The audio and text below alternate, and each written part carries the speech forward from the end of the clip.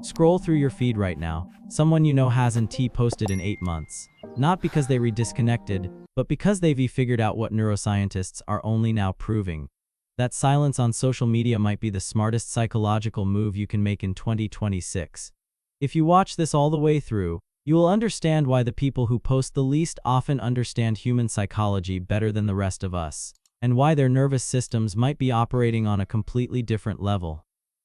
Here's something that will make you uncomfortable. The last time you almost posted something but didn't, your brain wasn't being indecisive, it was running a sophisticated threat assessment. Stanford research shows that when you hover over that share button, your prefrontal cortex activates the same neural circuits used for social evaluation and rejection sensitivity. It's the identical brain response you'd have standing in front of an audience being judged. Your nervous system is frantically calculating.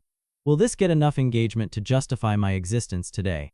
Does my life look successful enough to compete with the engagement announcements and vacation posts flooding my feed? That hesitation isn't weakness or overthinking. It's your amygdala detecting social danger that your conscious mind hasn't fully named yet. Research published in Computers in Human Behavior found something genuinely shocking about what happens next. When you combine performance pressure with evaluation anxiety and the massive cognitive load of maintaining multiple digital identities across different platforms, you create what psychologists call decision paralysis. Your brain literally runs out of processing power and shuts down the non-essential function to protect itself. In this case, posting translation. Your brain is actively trying to protect you from a system that was deliberately designed to exploit your deepest insecurities for advertising revenue and engagement metrics.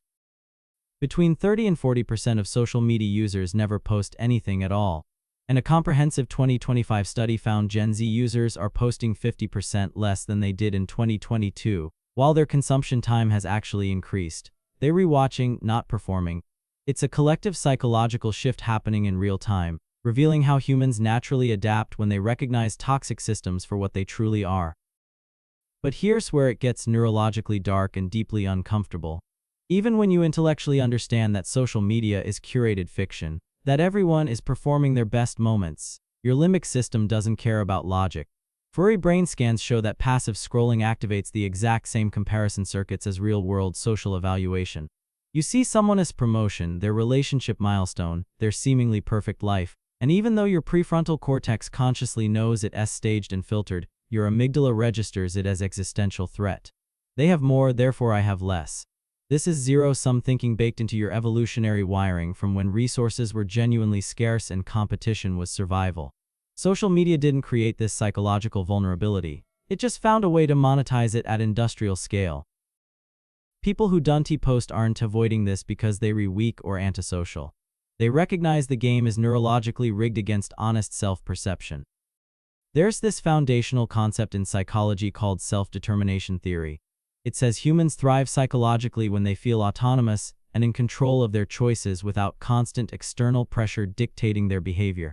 Social media operates as the algorithmic opposite of everything this theory describes. It's a validation machine where your self-worth gets measured in metrics you can control, changed by algorithms you can see, judged by standards that shift daily. Recent University of Pennsylvania research found that people who post less than once a week report 30% higher relationship satisfaction and measurably lower anxiety levels. Their sense of self isn't crowd-sourced from strangers who are simultaneously performing their own curated versions of success. Every single time you post something, your brain releases dopamine in anticipation of likes and comments. It's the exact same neurochemical loop that makes gambling psychologically addictive. You post, you wait. You compulsively check, you feel either a hit of validation or a crash of rejection. People who don't post haven't just reduced this behavior. They've completely opted out of a dopamine cycle that neuroscience researchers now directly compare to slot machines. Their brain chemistry isn't being systematically hijacked by notification badges that were designed by engineers who literally studied behavioral addiction at the graduate level. There's an entire demographic who consume YouTube content obsessively but absolutely won't touch Instagram or TikTok. They'll watch a 4-hour video essay on obscure topics but scroll past every photo carousel without the slightest engagement. Why this stark split? Because YouTube offers what psychologists call parasocial satisfaction without any reciprocal obligation. Nobody's tracking your participation levels. No algorithm is monitoring why you haven't posted in months. It's pure consumption with zero performance anxiety attached. They found the psychological loophole in the entire attention economy. Not posting doesn't mean not caring about others. Research actually shows people who rarely post demonstrate significantly higher observational intelligence. They notice subtle patterns others completely miss. They catch the shift in someone's posting frequency that signals depression before anyone else does. They notice when captions start sounding hollow, when smiles look forced, when someone's performance is visibly cracking. They not disengaged from their social circles. They hyper-engaged without needing the broadcast component. They prefer genuine understanding to public performing. Psychologists distinguish between public and private self-consciousness. Public means you're constantly monitoring how others perceive you. Private means you're focused on your internal experience independent of any external audience. People who don't post skew heavily toward private self-consciousness. They not asking how will this look to others. They asking how does this actually feel to me internally. That's not avoidance or social anxiety. That's emotional intelligence most people never fully develop because they too busy managing a digital brand they didn't consciously choose to create. American culture specifically created this toxic equation where visibility directly equals validity. If you're not posting, you're not participating in society. If you're not documenting, it didn't actually happen. We turned human existence into content creation. But people who opt out completely reject that framework. They saying my private experiences have intrinsic value without requiring external validation to be real. Studies consistently show people who rarely post demonstrate greater emotional stability and lower social anxiety. They're playing a completely different psychological game where self-worth isn't algorithmic. But here's the paradox.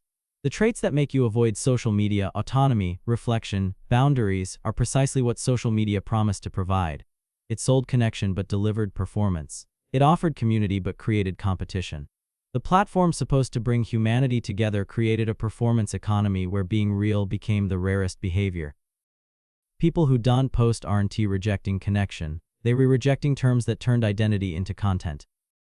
MIT research predicts by 2030, not having social media will be as normal as not having cable television.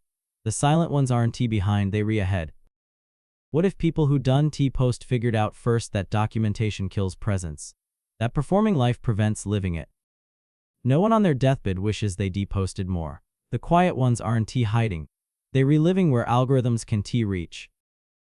If this hit something you've felt but couldn't name, subscribe because next we exploring why some people seem emotionally unavailable while appearing perfectly fine. That pattern reveals wounds formed long before social media existed.